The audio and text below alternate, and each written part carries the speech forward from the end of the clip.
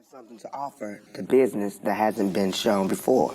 You know, I have a whole energy that represents not just black youth, but white youth, Mexican youth, you know what I'm saying? That change right before you go from being 18 and unresponsible to when you go to being like 21, 22, and the whole world's on your shoulders. I believe strongly that my audience empathize with me because I show that side. I show that emotion, raw, uncut, good and bad. And so I think I can bring that more funnel, more directed into screenplays, more albums, producing, managing, you know what I'm saying? If I can figure out just how to control it, I can use it on a lot of different levels. I trip off because it happens out of nothing. It just goes, you know, everybody just be screaming and acting, and I just trip. I get uncomfortable, and it's like similar to a deer being caught in the headlights. I just freeze, you know, and I don't know what to do. I don't know if I should be what they want me to be, or if I should make them hate me so they can stop. You know, like say something mean so they can just stop. But I'm just like caught in the middle of it because you can't. I mean, no one can do that. Police can't do that. They can't stand in front of all those people and control them with a gun and mace and all that. So me with just words, it's like a battle to find the right words to say at the right time.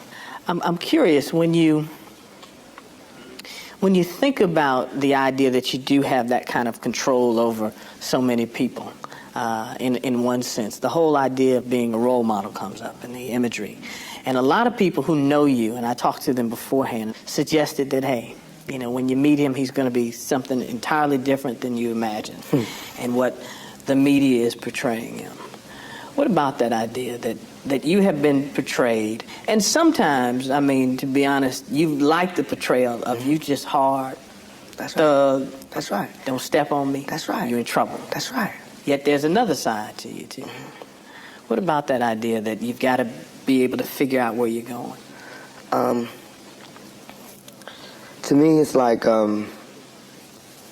it is my sensitive side that likes to blow up the hard side, because if my image or my reputation can stop a confrontation before it happens, I'm fine.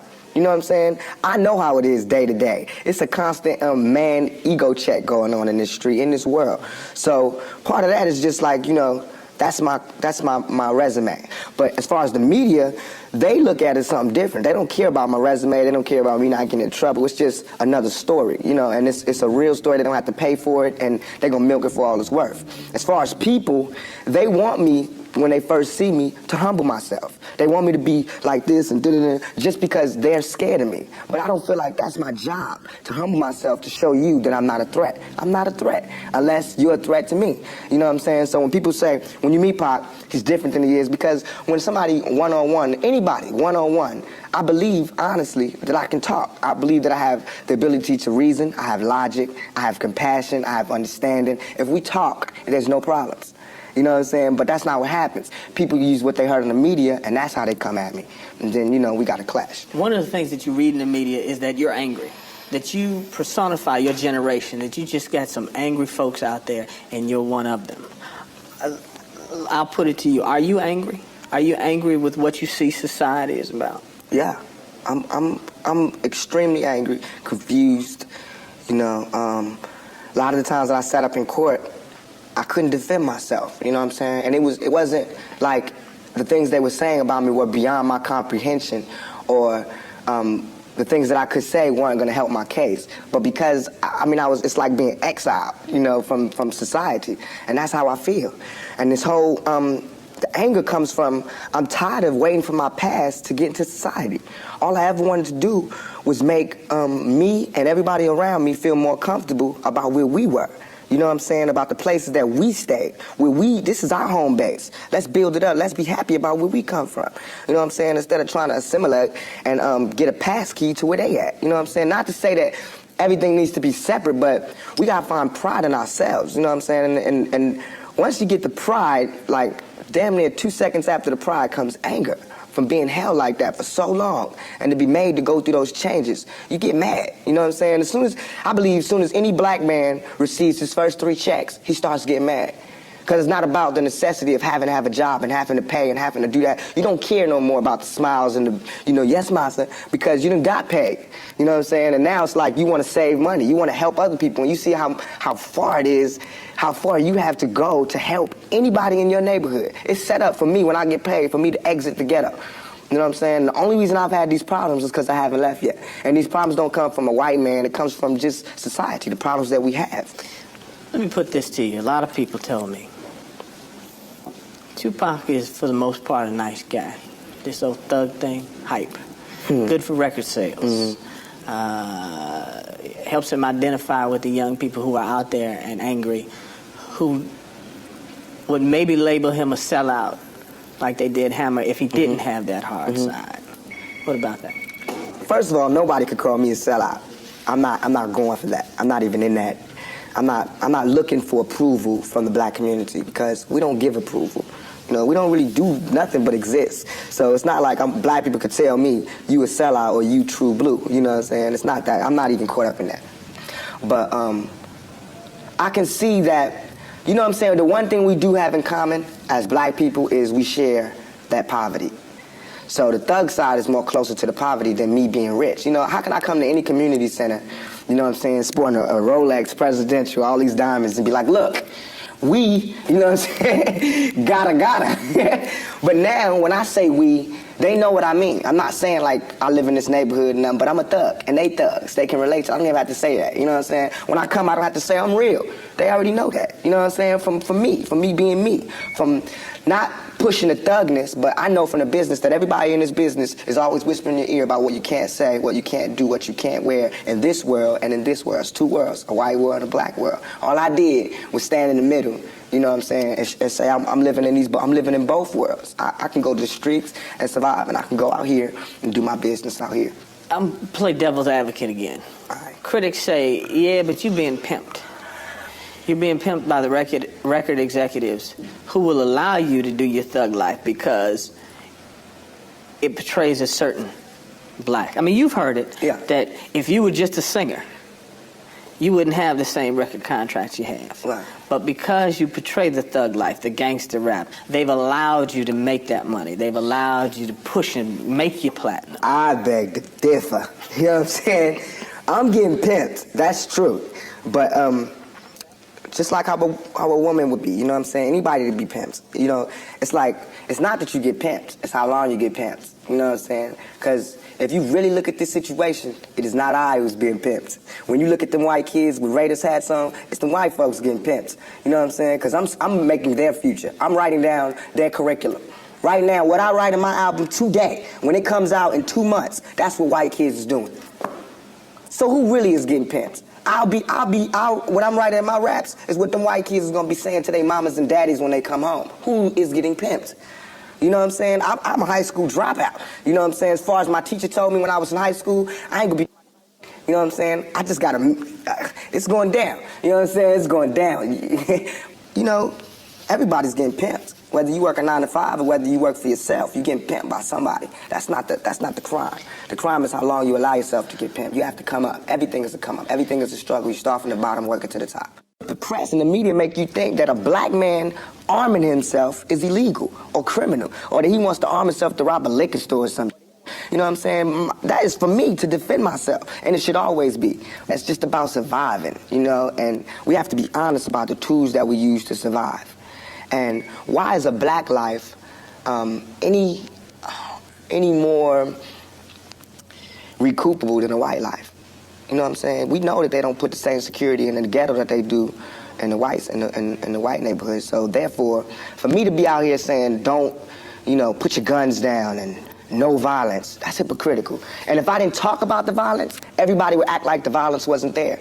We, as rappers, bought that violence. We bought the violence that we seen on the street. We put in our records for years. And after 3-4 years, people finally starting to see it because of all the statistics that's going on in the streets. If we stop talking about it, then they wouldn't take statistics. And when they stop taking statistics, then we'd be killing each other in the street, and these white people wouldn't care no more. Only reason they care is because, you know, there's been some strays, and we just slipped over in the white neighborhoods. And there's kids in Iowa that want to be like us. You know what I'm saying? There's kids in Indiana that's trying to be like us, because they can relate too. You know what I'm saying? You even admitted, I don't live in that neighborhood anymore. There's no real reason for you to carry a 9mm. Don't believe that. Why? In 2 years, I've had a gun pulled on me by my limo driver, by police, by everybody. You know what I'm saying? And I better be. I better be. You know what I'm saying? I've been attacked. You ain't read the papers about these skinheads trying to blow up black churches. Why? They see me as the enemy just like y'all do. You know what I'm saying? They can come to my house and sit outside my house just like anybody else can. A skinhead. And once my life is gone, it's gone. Can't nobody give it back to me. Not the judge, not the president, not the governor, not Calvin Butts, not Jesse Jackson. They can't do nothing but come to my funeral and talk pretty about how black people suffer. You understand? And as far as Jesse Jackson, my first acting job was at the Apollo Theater when Jesse Jackson was running for president in 1984. It hurts me for him to say anything negative about any rapper because we supported him. He should support us. You know what I'm saying? As far as his image, you know what I'm saying? What was he? What was he doing? You know, he should be the last person talking about gun violence when he sat right there while Martin Luther King caught one in the neck. You know what I'm saying? Things ain't really changed that much.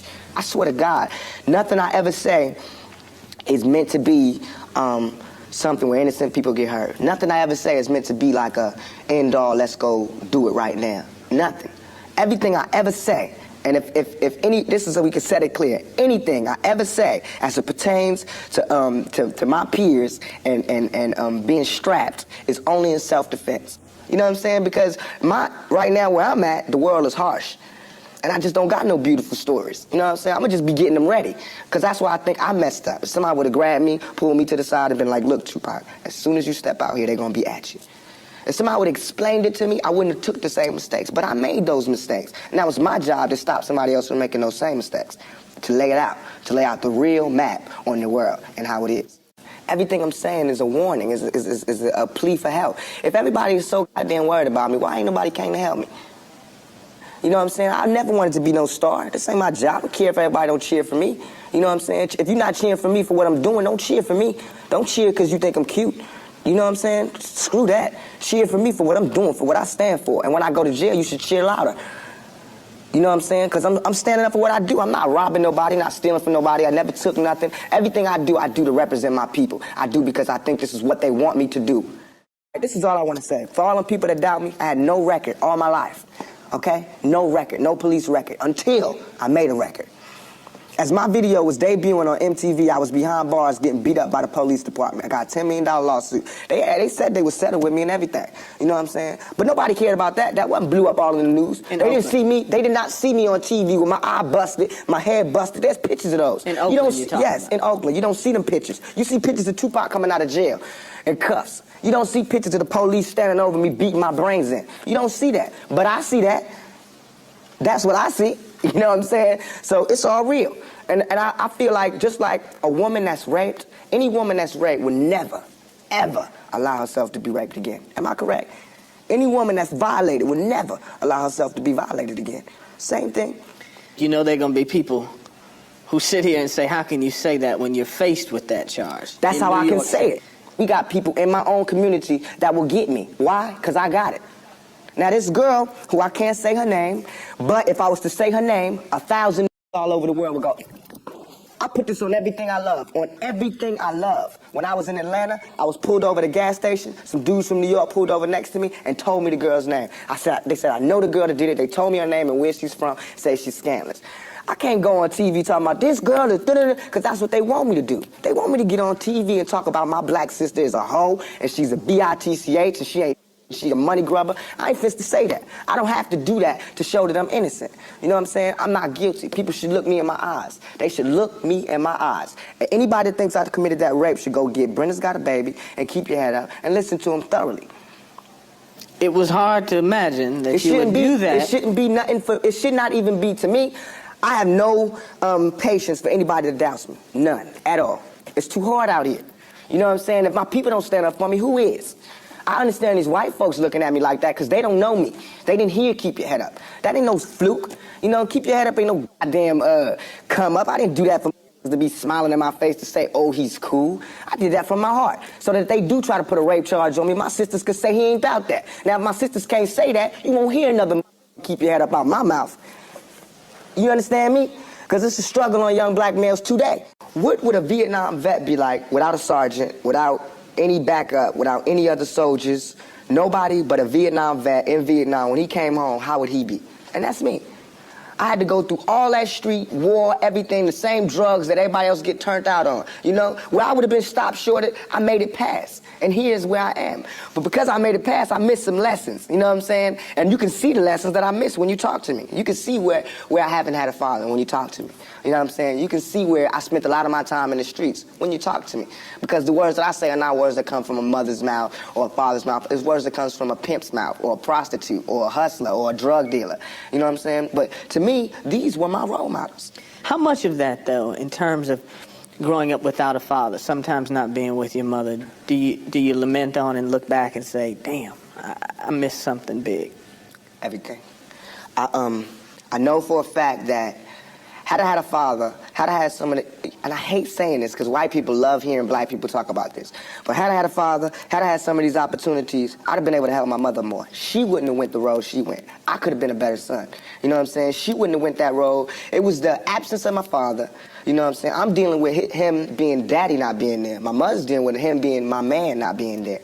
You know, so many problems in our community that affect everything. So by me not having that, I ain't never want to hear nothing about no kind of relationships between a black man and a black woman. I knew they didn't work. Because as far as I knew, my daddy was the coolest dude out there. And my mama was a Panther. So if they didn't work, it don't work. That's how I felt. You know what I'm saying? And going out there, you know what I'm saying, it's like watching my mother just go through changes and everything. It's like my mother's my partner. She a soldier. You know, she a soldier like I'm a soldier. You know, and I watched the peep the game that she went through.